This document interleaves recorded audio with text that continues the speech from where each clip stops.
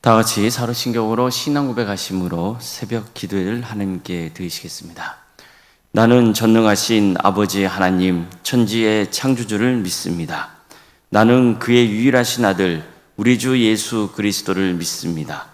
그는 성령으로 잉태되어 동정녀 마리아에게서 나시고 본디오 빌라도에게 고난을 받아 십자가에 못 박혀 죽으시고 장사된 지 사흘 만에 죽은 자 가운데서 다시 살아나셨으며 하늘에 오르시어 전능하신 아버지 하나님 우편에 앉아 계시다가 거기로부터 살아있는 자와 죽은 자를 심판하러 오십니다.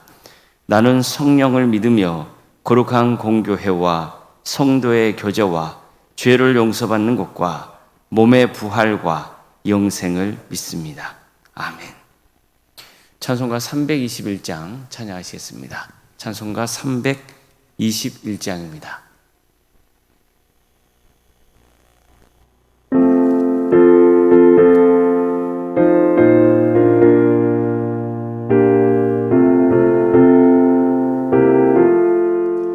날 대속하신 예수께 내 생명 모두 드리니 늘 진실하게 하소서. 내 구주 예수여, 나 구주 위에 살리라.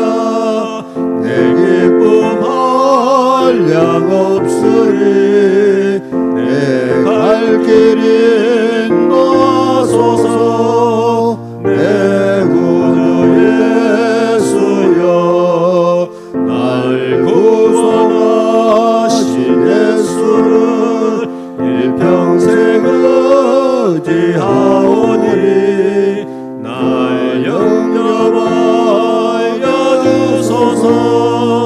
내 구주 예수여, 나 구주 위에 살리라. 내 기쁨 한량 없으리. 내 갈 길 인도하소서.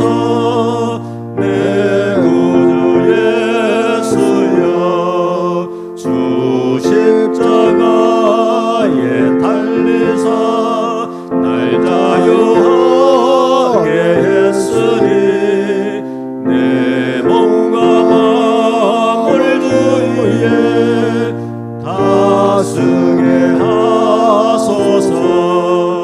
나 구주 위에 살리라. 내 기쁨 한량 없으리. 내 갈 길 인도하소서. 내 구주 예수여. 아멘.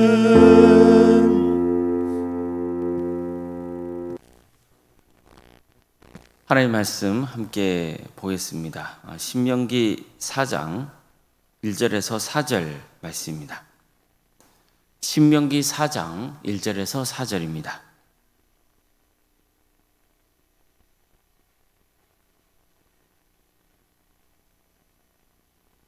신명기 4장 1절에서 4절까지 말씀을 교독하시겠습니다. 이스라엘아, 이제 내가 너희에게 가르치는 규례와 법도를 듣고 준행하라. 그리하면 너희가 살 것이요 너희 조상의 하나님 여호와께서 너희에게 주시는 땅에 들어가서 그것을 얻게 되리라.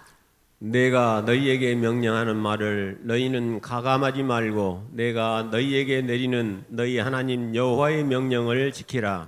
여호와께서 바알 보올의 일로 말미암아 행하신 바를 너희가 눈으로 보았거니와 바알 보올을 따른 모든 사람을 너희 하나님 여호와께서 너희 가운데에서 멸망시키셨을 때 오직 너희의 하나님 여호와께 풀어 떠나지 않는 너희는 오늘까지 다 생존하였느니라.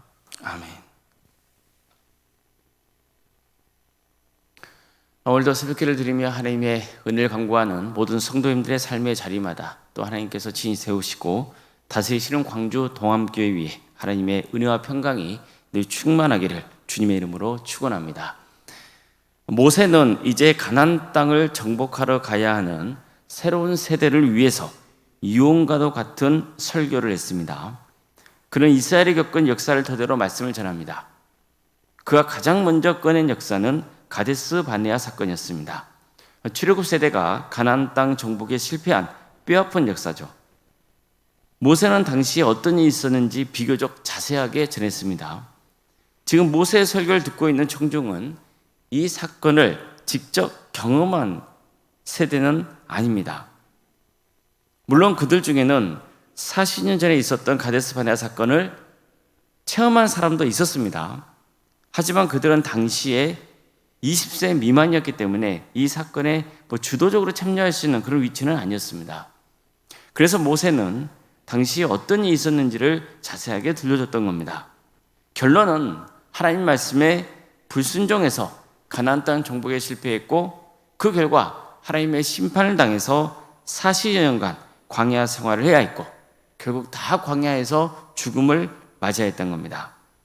단 하나님의 뜻에 순종하고자 했던 여호수아와 갈렙만은 가나안 땅에 다시 들어갈 기회를 얻게 되었다는 거죠. 모세의 설교를 보면 그 당시의 백성들이 가나안 땅 정복을 포기하고자 했을 때 자신이 어떤 심정인지를 잘 드러내주는 내용이 나옵니다. 내가 너희에게 말하기를 그들을 무서워하지 말라, 두려워하지 말라. 너희보다 먼저 가시는 너희 하나님 여호와께서 애굽에서 너희를 위하여 너희 목전에서 모든 일을 행하신 것 같이 이제도 너희를 위하여 싸우실 것이며, 광야에서도 너희가 당하였거니와 사람이 자기의 아들을 안는 것 같이 너희 하나님 여호와께서 너희가 걸어온 길에서 너희를 안으사 이곳까지 이르게 하셨느니라.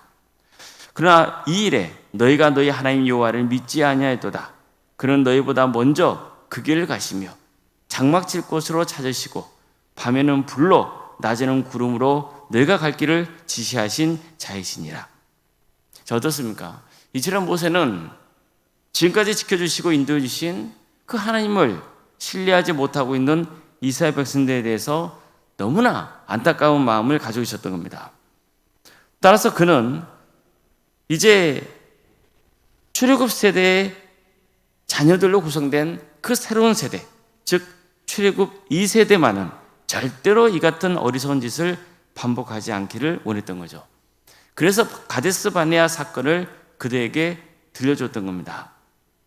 근데 오늘 본문을 보면 모세는 또 한 가지 이스라엘이 겪은 가슴 역사를 들춰내고 있습니다. 일명 바알볼 사건입니다. 가데스 바네아 사건은 40여 년 전에 있었던 역사였다면, 바알볼 사건은 얼마 전에 새로운 세대가 겪었던 생생한 역사였습니다. 지금 그들이 머물고 있는 모압 평지에서 벌어진 일이에요. 모압 여인들의 유혹에 빠져서 음행하고 또 우상에게 절을 했던 사건이죠.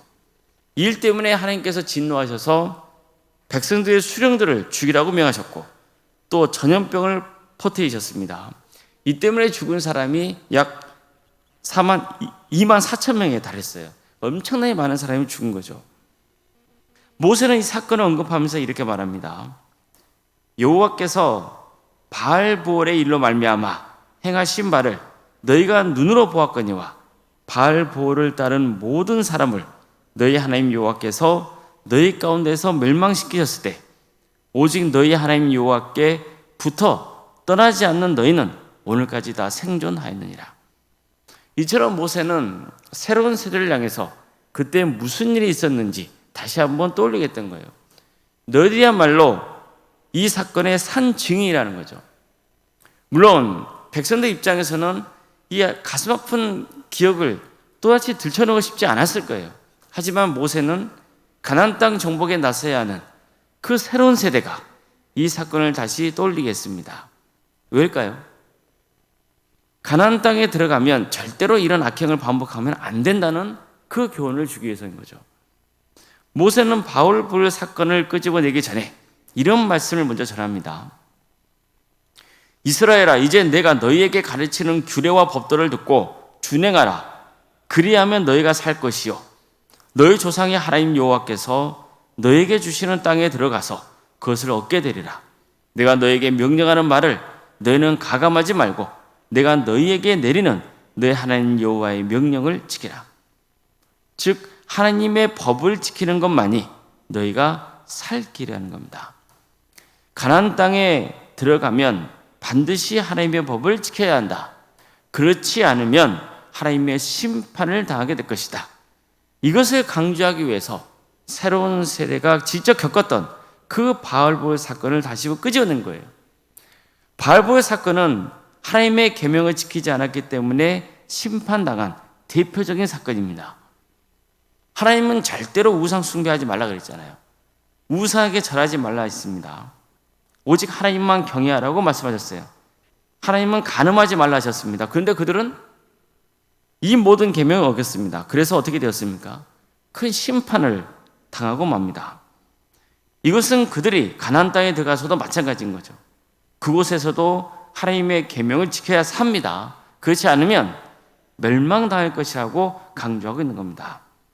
바알보엘 사건이 이를 증거하고 있어요. 그들은 절대로 하나님 말씀을 자기 마음대로 더하거나 빼서는 안 됩니다. 하나님의 명령을 그대로 지켜야 돼요.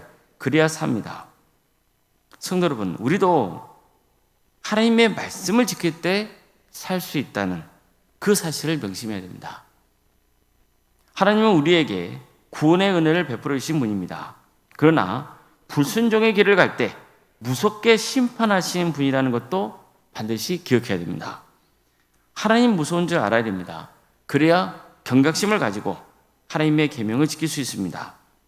안타까운 현실은 우리가 너무도 하나님 말씀을 가볍게 대한다는 거예요. 너무 안이하게 신앙생활을 하고 있다는 겁니다. 그래서는 안 됩니다. 오늘 본문에는 언급되고 있지 않지만 민수기에서 전하고 있는 바알보엘 사건에는요, 또 한 가지 예가 등장하죠. 이스라엘 백성들이 음행하고 우상하게 전한 일 때문에 하나님의 심판을 당하고 이 일 때문에 백성들이 통곡하고 있을 때 시므리라는 자가 미디안 여인 고스비를 데리고 온 회중이 보는 앞에서 자기 장막 안으로 들어가 버린 일이 있었습니다. 지금 이런 상황에서도 정신 못 차리고 있는 자가 있었던 거죠. 그러자 대제사장 일레아살의 아들인 비느하스가 손에 창을 들고 장막 안에 들어가서 두 사람을 처단해 버립니다. 성경에서는 비느하스가 창으로 두 사람을 찔러 죽이자 전염병이 그쳤다 했습니다. 또한 하나님께서 비느하스를 축복하신 내용이 나옵니다. 제사장 아론의 손자 엘르아살의 아들 비느하스가 내게 질투심으로 질투하여 이스라엘 자손에게 내 노를 돌이켜서 내 질투심으로 그들을 소멸하지 않게 하였도다. 그러므로 말하라. 내가 그에게 내 평화의 언약을 주리니 그와 그의 후손에게 영원한 제사장 직분의 언약이라. 그가 그의 하나님을 위하여 질투하여 이스라엘 자손을 속죄하였음이니라. 자, 이처럼 하나님께서는 당신의 마음을 품고 악한 자들을 처단한 비느하스를 축복하셨습니다. 하나님은 지금도 비느하스 같은 그런 성도를 찾고 계시는 겁니다.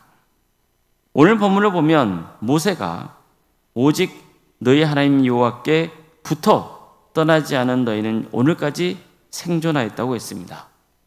여기서 여호와께 붙어 떠나지 않았다는 표현은 남자와 여자가 결혼해서 서로 한 몸을 이루고 있는 것을 묘사한 겁니다. 그러니까 부부는 끝까지 인생을 함께 하겠다고 언약을 맺은 사이죠. 그 언약을 지키는 게 부부입니다. 하나님과 이스라엘 관계도 마찬가지입니다. 하나님과 이스라엘은 언약 관계입니다. 그래서 이스라엘은 늘 하나님만 사랑하고 섬겨야 합니다. 하나님 뜻에 순종해야 됩니다. 하나님 보시기에 신실해야 됩니다. 우리도 마찬가지입니다. 우리도 하나님과 특별한 언약 관계를 맺은 백성입니다. 하나님께 그래서 꼭 붙어 있어야 됩니다. 하나님께 꼭 붙어 있다는 것은 하나님 외에 다른 것을 섬기지 않는 거예요. 끝까지 하나님과 동행하는 것이고 하나님의 뜻을 따르는 겁니다. 우리 모두가 이 같은 거룩한 성도가 되기를 주님의 이름으로 축원합니다. 기도하시겠습니다. 사랑의 하나님, 오늘도 우리에게 새로운 날을 허락해 주셔서 감사드립니다. 주님, 주님께서 우리에게 말씀을 통해서 어떤 삶을 살 때 하나님께서 기뻐하시고 어떤 악행을 저지를 때 하나님께서 분노하시는지를 보여주셨습니다. 이것은 우리 모두가 바른 신앙의 길을 가도록 이끄시기 위한 하나님의 사랑인 줄 믿습니다. 주님, 우리 모두가 하나님을 신실하게 잘 믿고 하나님께 꼭 붙어 있어서 하나님을 영화롭게 하고 주신 말씀을 잘 따라서 바른 구원의 길을 갈 수 있도록 인도하여 주시옵소서. 우리는 연약하여서 조금만 방심하면 신앙이 나태해지고 또 하나님의 말씀의 자리에서 멀어질 수 있사오니 주님께서 우리를 긍휼히 주셔서 늘 우리와 동행하여 주시고 우리의 손을 붙들어 주셔서 바른 길로 인도하여 주시옵소서. 광주 동암교회를 세워주시고 지금까지 지켜주신 은혜에 감사를 드립니다. 주님, 우리 동암교회가 하나님의 말씀을 온전히 붙들고 그 말씀대로 순종하며 헌신하는 공동체가 되게 하여 주시옵소서. 하나님께 영광 올려드리는 거룩한 교회, 한 영혼 한 영혼을 주님께로 인도하는 교회가 되게 하여 주시옵소서. 우리 성도들에게 전도의 마음을 품게 하여 주시고 많은 구원의 열매를 맺는 복된 인생들이 다 될 수 있도록 주께서 친히 함께하여 주시옵소서. 사랑의 주님, 우리 성도의 가정을 지켜주시고 선하게 인도하여 주시옵소서.